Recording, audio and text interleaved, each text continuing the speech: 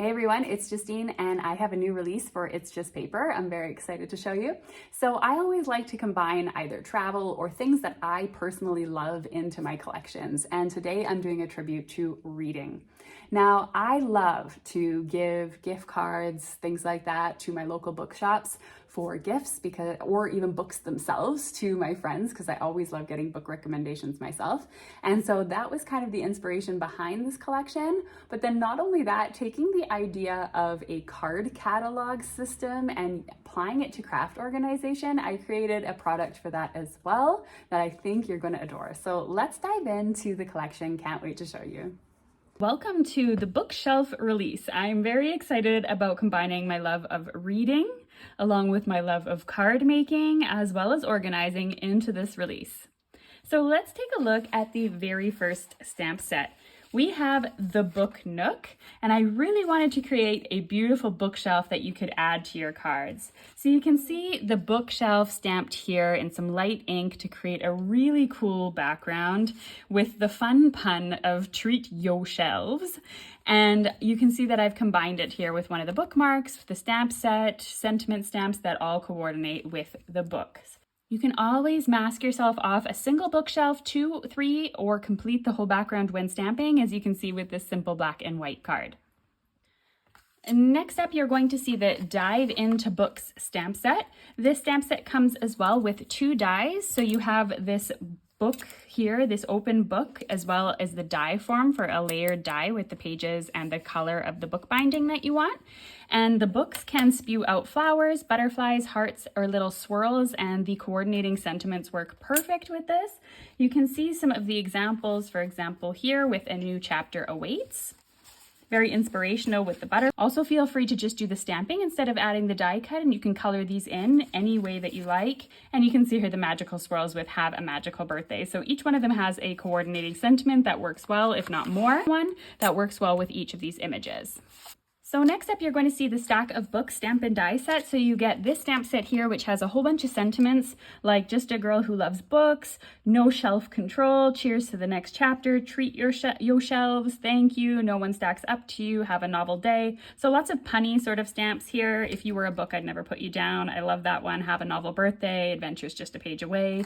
And some stories stay with us forever, which I really love for like anniversary cards or love Valentine's Day cards. You can also see there's a variety of thicknesses and sizes of the books as well as embossed areas. So you can see here in the stack of books the embossed looks as well as some of the stamps that you can stamp on the spines of the books. These are really fun to stack horizontally or of course vertically. Looks really great as well. So you have here today's your day, cheers to the next chapter, and some stories stay with us forever. Now I do have one more stamp and die set, but I just want to show you this here before we go into it because it's a little bit of a different stamp and die set. So here we have the bookmark. They also have a hole in them so you could add tassels if you like. You can see the full size here is larger than an A2, so you can cut them down and add them as banners or borders to your cards. You can make yourselves bookmarks if you choose. And these are embossed areas, which is really nice. And you could use these on their own as well and just add embossing to the back of your card. And there's also a separate die, as you can see here, so you can cut out the bookmarks themselves. So these actually separate, so you could use these to create texture on your cards also.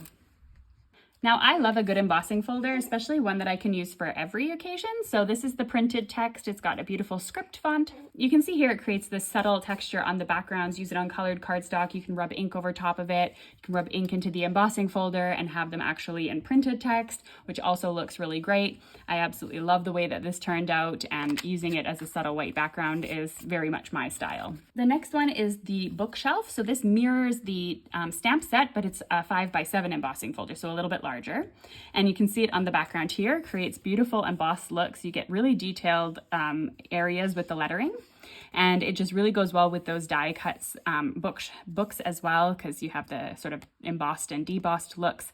And I think this looks absolutely incredible. And once again, you can also insert your cardstock just halfway and emboss maybe 2 shelves, 3 shelves, whatever you prefer.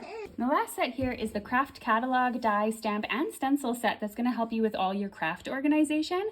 So it was inspired by the card catalog system I remember as a kid in the library, and I created this little album to kind of show you how it works. So the die, first of all, includes 2 of these rectangles. It was important for me to be able to cut cut 2 cards at a time because I find when you have to use one die to cut things over and over again, that can become tedious and time consuming. And so I decided to include 2 of those dies. And you can see it comes with a load of like tabs and bookmarks that you can use as well as a stencil. So there are 2 stamps with this. All right, so you can see the stamp here. We have the first one, which is name, brand, date, technique. So you can write down the techniques you want to try with the stamp, or techniques maybe you've already tried. You can see it stamped out here. And of course you can cut these, or you can just cut yourself like 4 pieces of cardstock out of a A4 piece of cardstock, or out of an 8.5 by 11 piece of cardstock. And you can see here like Book Nook, the brand, the date I bought it, how many times I've used it I've put in the top as well, so I can tick off every time I've used the stamp. This is how I determine which stamps to purge and which ones to keep. And you can see I've had a few techniques that I want to try or I have done, and I can cross them off here once I've done them.